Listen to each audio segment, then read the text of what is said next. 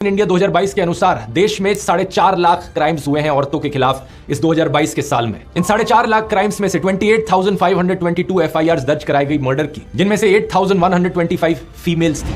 अब एक साल में अगर 8,000 से ज्यादा मर्डर के केसेस हो रहे हैं जहां पर औरतों को मारा जा रहा है, तो ऑब्वियस सी बात है इनमें से कुछ मर्डर्स ऐसे होंगे जो एक मुसलमान आदमी ने किए होंगे, कुछ ऐसे होंगे जो एक हिंदू आदमी ने किए होंगे।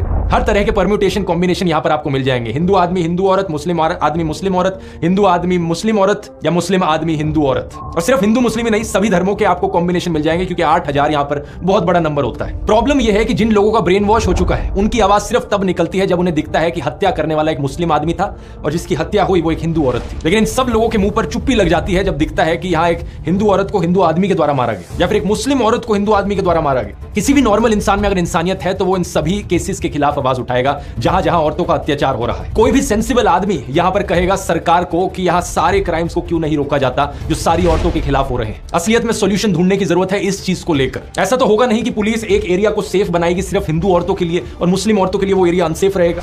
अगर किसी एरिया को सेफ बनाना है तो सभी औरतों के लिए वो सेफ बनेगा ना। सेलेक्टिव आउटरीच इन लोगों का सबसे बड़ा हथियार है। अगर आज मैं जस्टिस की डिमांड करता हूं तो मैं नेहा के लिए भी करता हूं और रुखसाना के लिए भी करता हूं। मैं उन सभी हिंदू और मुस्लिम औरतों के लिए जस्टिस की डिमांड करता हूं जिनके खिलाफ अत्याचार हुआ है। पुलिस को यहां पर स्पीडी इन्वेस्टिगेशन करने की जरूरत है। देश भर में अगर पुलिस वालों की कमी है तो स्टेट गवर्नमेंट्स को यहां पर और पुलिस को रिक्रूट करने की जरूरत है। कोर्ट्स अगर धीरे काम करते हैं तो उन्हें फास्ट ट्रैक ट्रायल करने की जरूरत है। तारीख पे तारीख देना उन्हें बंद करना होगा और खून करने वाला चाहे हिंदू हो या मुसलमान हो, उन सबको स्ट्रिक्टेस्ट पनिशमेंट दी जानी चाहिए। अब मैं इन बीजेपी वालों को चैलेंज करता हूं कि ये सेम चीज बोलकर दिखाएं। इनका एक भी नेता, एक भी कार्यकर्ता ये सेम चीज बोल नहीं पाएगा, हिम्मत ही नहीं होगी, क्योंकि अगर इन्होंने ये चीज बोल दी तो इनका पूरा का पूरा सिस्टम खत्म हो जाएगा। हिंदुओं को ब्रेन वॉश करने का इनका यही तरीका है और इसके बिना इनका धंधा ही नहीं चलेगा। अरे किसी और धर्म की औरत को लेकर जस्टिस की डिमांड करे वो तो बहुत दूर की बात है। ये हिंदू औरतों के लिए भी जस्टिस की डिमांड नहीं करेंगे अगर इन्हें दिखा कि बीजेपी इन्वॉल्व है कहीं पर। अगर किसी हिंदू औरत को किसी हिंदू आदमी के द्वारा मारा गया किसी बीजेपी रूल्ड स्टेट में या किसी कल्प्रिट का कोई बीजेपी कनेक्शन निकल जाए तो इनके मुंह बिल्कुल बंद हो जाते हैं। दिसंबर 2019 में देख लो क्या हुआ था जब farmer BJP MLA Kuldeep Singh को कॉन्विक्ट किया गया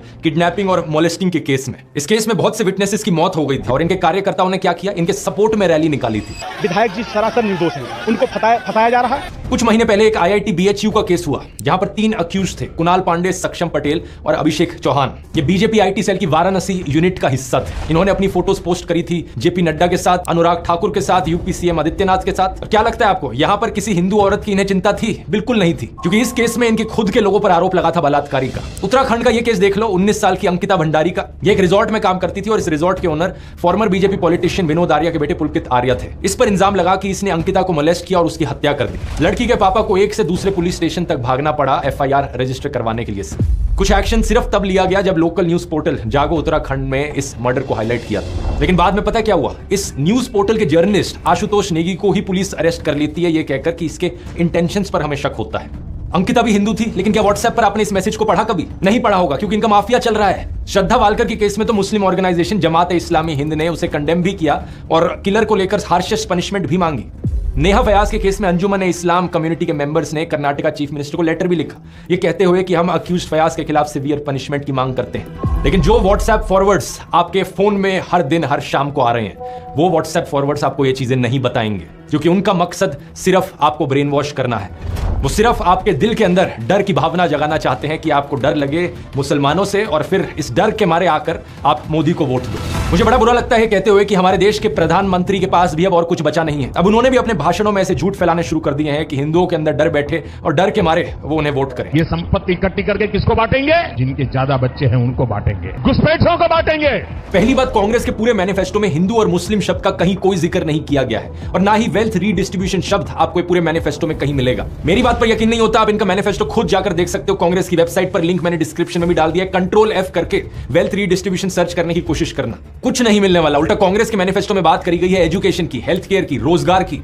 इन्होंने कहा है कि ये 22 करोड़ लोगों को गरीबी से बाहर निकालेंगे, करोड़ों नौकरियां देंगे। राहुल गांधी ने अपनी स्पीच में भी ऐसा ही कहा था कि जितने रुपए नरेंद्र मोदी ने अडानी को दिए उतने रुपए ये गरीबों को देंगे, मजदूरों को, किसानों को और युवाओं को देंगे। जितना पैसा उन्होंने अरबपतियों को दिया उतना पैसा हम गरीबों को, पिछड़ों को, दलितों को, आदिवासियों को उठा के दे देंगे। दूसरी बात, प्रधानमंत्री ने बड़ी बेशर्मी से मुस्लिम्स पर वही स्टीरियोटाइप थोप दिया जो इनके व्हाट्सएप माफिया में फैलाया जाता है। ये मुसलमान तो हमेशा ज्यादा बच्चे पैदा करते हैं। क्या प्रधानमंत्री ये खुद 5 भाई बहन नहीं है क्या? यूपी चीफ मिनिस्टर आदित्यनाथ को देख लो, उनके खुद 3 भाई और 3 बहन है। ये जो परसेप्शन बनाया जाता है कि मुसलमान ज्यादा बच्चे पैदा करते हैं, ये बिल्कुल बकवास परसेप्शन है, क्योंकि सरकारी रिपोर्ट्स को आप देखोगे तो ज्यादा बच्चे पैदा करना इसका फीमेल लिटरेसी से रिलेशन है। लक्षद्वीप में 96% लोग मुस्लिम है, लेकिन वहां की फीमेल लिटरेसी हाई है, इसलिए वहां का फर्टिलिटी रेट बहुत कम है। ऑन एवरेज लक्षद्वीप में एक औरत सिर्फ 1.4 बच्चे पैदा करती है, लेकिन देश भर में यह एवरेज 2 पर है। अब बिहार जैसी स्टेट को देख लो जहां पर फीमेल लिटरेसी सबसे कम है, इसलिए बिहार बर्थ रेट में सबसे ऊपर है। कुछ जगहों पर ये जो लोकलाइज ट्रेंड देखने को मिलता है जहां मुस्लिम्स का फर्टिलिटी रेट थोड़ा सा ज्यादा है बाकी रिलीजन से, इसके पीछे कारण भी लिटरेसी रेट है, क्योंकि हिस्टोरिकली मुस्लिम्स का लिटरेसी रेट हमेशा थोड़ा सा पीछे था, लेकिन अब मुस्लिम्स का बर्थ रेट सबसे तेजी से कम हो रहा है। लेकिन प्रधानमंत्री मोदी को इन फैक्ट से क्या फर्क पड़ता है, उनका तो एक ही फंडा है, झूठ बोलो झूठ बोलो झूठ बोलो।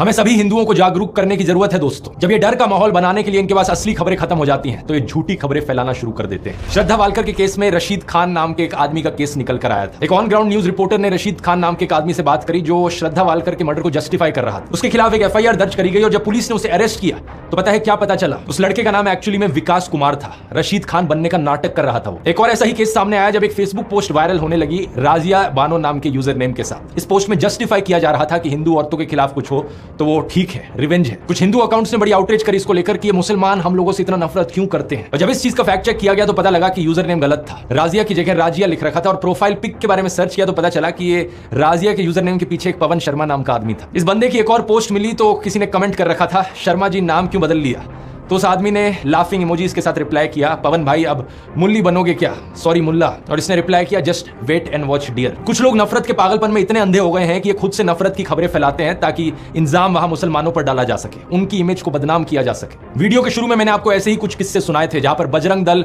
और हिंदू महासभा के मेंबर्स ने जाकर गौ हत्या करी, और वो भी इसलिए ताकि किसी मुसलमान पर इंजाम डाला जा सके कहकर कि ये देखो ये मुसलमान लोग हैं जो हमारी गौ माता की हत्या करते हैं। यहां पर एक बहुत बड़ा खेल खेला जा रहा है दोस्तों। झूठी खबरें कितनी ज्यादा फैलाई जा रही हैं आप यकीन नहीं करोगे।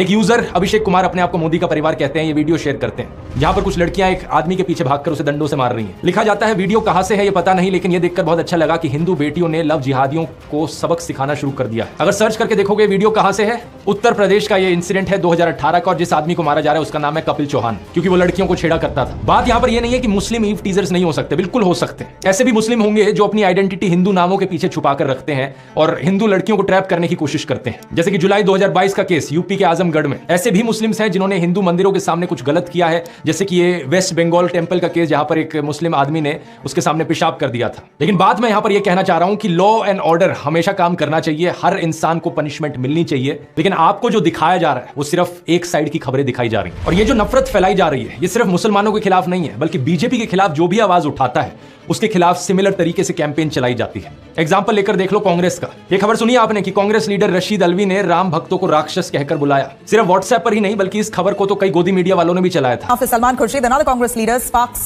Rao, Congress नेता Alvi compares those chanting Ram Bhakts to demon. Rashid Alvi साहब ने बोला कि ये जो जय श्री राम बोलते हैं ये सब राक्षस है, लेकिन ये सरासर झूठी खबर थी। सच बात यह है कि रशीद अलवी एक्चुअली में बात कर रहे थे रामायण की, जब मेघनाथ से लड़ते हुए लक्ष्मण अनकॉन्शियस हो जाते हैं और हनुमान उनके लिए जड़ी बूटी लेकर आते हैं। रावण कुछ राक्षसों को भेजता है जो अपने आप को एक साधु की तरह डिस्गाइज कर लेते हैं, कुछ ऐसे राक्षस जो खुद जय श्री राम का नारा लगाते हैं। यही चीज उनके द्वारा कही जा रही थी कि ये कुछ लोग जो राम का नाम ले रहे हैं ये असल में राक्षस हैं साधुओं के फेज में। वो अप्सरा बन जाती है और वो हनुमान जी से कहती है, हनुमान क्यों वक्त खराब कर रहे हो, तुम्हें तो सूरज निकलने से पहले जाना है संजीवनी बूटी लेकर। और ये जो सामने बैठा है जय श्री राम कह रहा है मुनि नहीं, ये निश्चर घोरा, ये मुनि नहीं है, ये तो घोर राक्षस है। मैं आपसे बस इतनी बात कह के अब आपसे विदा लूंगा कि आज भी बहुत लोग जय श्री राम का नारा लगाते हैं, वो सब मुनि नहीं, वो निश्चर घोरा।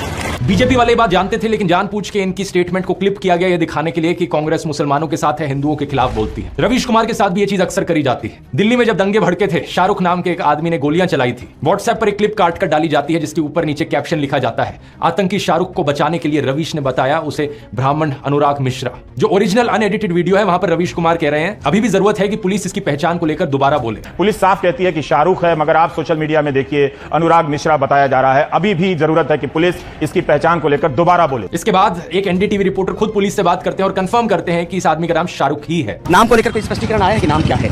शाहरुख नाम है उसका। एक और झूठ फैलाया जाता है कि रवीश कुमार कभी कश्मीरी पंडितों की बात नहीं करेंगे, जबकि उन्होंने कई बार एपिसोड्स बनाए हैं कश्मीरी पंडित पर, 12 साल पहले से लेकर एज रिसेंट एज 3 महीने पहले। लेकिन क्या फर्क पड़ता है, व्हाट्सएप पर जब लोगों को ब्रेन वॉश करना है तो उसके लिए कुछ भी बोल दो। एक और एक्यूजेशन जो इनके खिलाफ उठाई जाती है कि ये कभी कांग्रेस के खिलाफ नहीं बोलते, लेकिन 2014 से पहले की इनकी एक क्लिप देखो, कई रिपोर्ट्स मिल जाएंगी जब ये मनमोहन सिंह की सरकार के खिलाफ आवाज उठा रहे हैं। पिछले अगस्त में अयाज झांसी के शेर से जवाब दिया था, तब कोयला घोटाले के आरोपों की आंच उनकी सरकार पर आ रही थी। 7 महीने बाद मनमोहन सिंह ने उन सवालों का जवाब दिया या अपनी आबरू के लिए खामोशी तोड़ी है। एस्बेस्टस के इसी तरह के हजारों कमरे गांव की जमीन पर बना दिए गए और मजदूरों को बोरी में आलू की तरह इनमें ठूंस कर रख दिया गया। अब मेरे खिलाफ भी ये लोग ऐसे ही झूठ फैलाते हैं। इस व्हाट्सएप मैसेज को देखो, पता नहीं कितनी बार इन्होंने इस व्हाट्सएप मैसेज को अपने ग्रुप पे बार-बार फॉरवर्ड किया है। लिखते हैं कि मैं एक हिंदू ही नहीं हूं, मेरा नाम ध्रुव राठी नहीं है, मेरा असली नाम है बदरू रशीद। और इतना ही नहीं, इन्होंने मेरी वाइफ यूली को भी पाकिस्तानी बना दिया। तो नीचे देखो क्या क्या बकवास लिख रखी है कि यहाँ पे पाकिस्तानी आर्मी का कनेक्शन है, ISI है, अमेरिका है, दाऊद इब्राहिम का कनेक्शन है। क्या बकवास लिखते हैं, मुझे सुनकर हंसी आती है, आपको भी हंसी आ रही होगी, लेकिन इसके पीछे का एजेंडा देखो क्या है। जो भी बीजेपी के खिलाफ बोलने की कोशिश करता है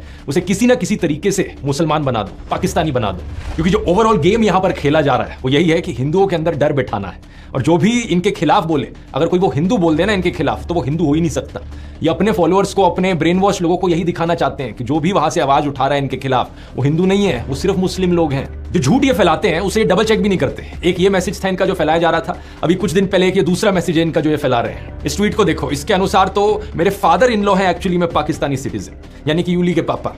फिर लिखते हैं कि यूली इकलौती बेटी है उनकी। ये चीज भी झूठ है, अगर इन्होंने मेरे व्लॉग्स देखे होते तो इन्हें पता होता कि वो इकलौती नहीं है। मतलब कुछ बिलीवेबल तो हो जो कह रहे हो, लेकिन अनफॉर्चुनेट चीज ये है कि जो लोग ब्रेन वॉश हो चुके हैं इनके माफिया के अंदर आकर, उन्हें इससे फर्क ही नहीं पड़ता। ये एक लॉजिकल सेंसिबल दिखने वाली झूठी कहानियां क्यों बनाने में टाइम वेस्ट करें, जब इनके जो लोग व्हाट्सएप मैसेजेस पढ़ रहे हैं वो इन बेसर पैर की झूठी कहानियों से ही कन्विंस हो जा रहे हैं। व्हाट्सएप माफिया का तीसरा डिपार्टमेंट कुछ इस तरीके से लोगों के अंदर डर बिठाता है कि उनकी सोचने समझने की शक्ति बिल्कुल स्विच ऑफ हो जाती है। इसलिए बहुत जरूरी है लोगों को जागरूक करना इस चीज के बारे में, स्पेशली हिंदू लोगों को जागरूक करना, क्योंकि अगर किसी को सबसे ज्यादा बेवकूफ बनाया जा रहा है यहां पर, तो वो हम हिंदुओं को बनाया जा रहा है। इस माफिया के 2 और डिपार्टमेंट्स बचते हैं, आने वाले वीडियोस में उनको भी गहराई से समझेंगे, लेकिन तब तक काम रुकना नहीं चाहिए। हमारा ये संघर्ष देश के संविधान को बचाने के लिए है, देश के लोकतंत्र को बचाने के लिए। और अगर आप उन लोगों में से हो जिन्हें अभी भी लगता है कि नहीं देश में सब ठीक चल रहा है, देश में कोई तानाशाही नहीं है, तो जरा कुछ दिन पहले की इस खबर को देख लो जरा। सूरत की लोकसभा सीट पर क्या हुआ, कांग्रेस के कैंडिडेट को डिस्क्वालीफाई कर दिया गया और वहां बाकी 8 कैंडिडेट्स ने किसी ना किसी बहाने से विड्रॉ कर लिया, यानी कि इलेक्शन होने से पहले ही बीजेपी ने यह सीट जीत ली।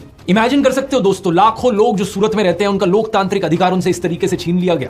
इतना ही नहीं, अरुणाचल प्रदेश में भी ऐसा ही कुछ हुआ। बीजेपी ने 10 सीटें ऑलरेडी जीत ली वहां पर इलेक्शन होने से पहले ही। और इस खबर को देखो, जहां पर दिल्ली में वो चुनाव हारने वाले थे उन्होंने इलेक्शन ही नहीं होने दी एमसीडी की। इससे पहले चंडीगढ़ की इलेक्शन में सीधा सीधा फ्रॉड करने की कोशिश करी गई थी बीजेपी को जिताने के लिए।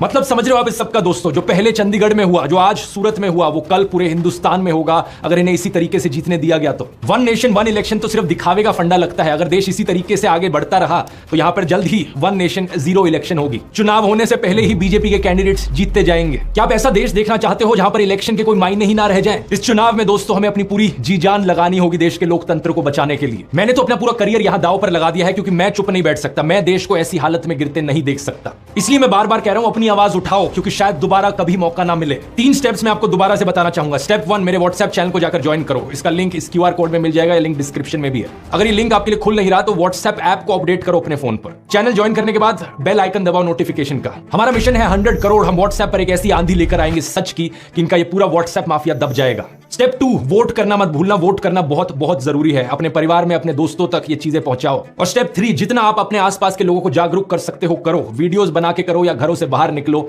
गांव में जाओ, मोहल्लों में जाओ, सड़कों पर घूमो, लोगों तक ये संदेश पहुंचाओ कि देश कितना खतरे में है। मुझे नहीं पता अंत में हमारी ये कोशिश सफल होगी या नहीं, लेकिन एक बात जरूर पता है मुझे, मैं अपने आप पर हमेशा गर्व करूंगा कि मैं चुप नहीं बैठा रहा। मैंने अपनी तरफ से पूरी कोशिश करी, आखिरी दम तक कोशिश करी। जय हिंद।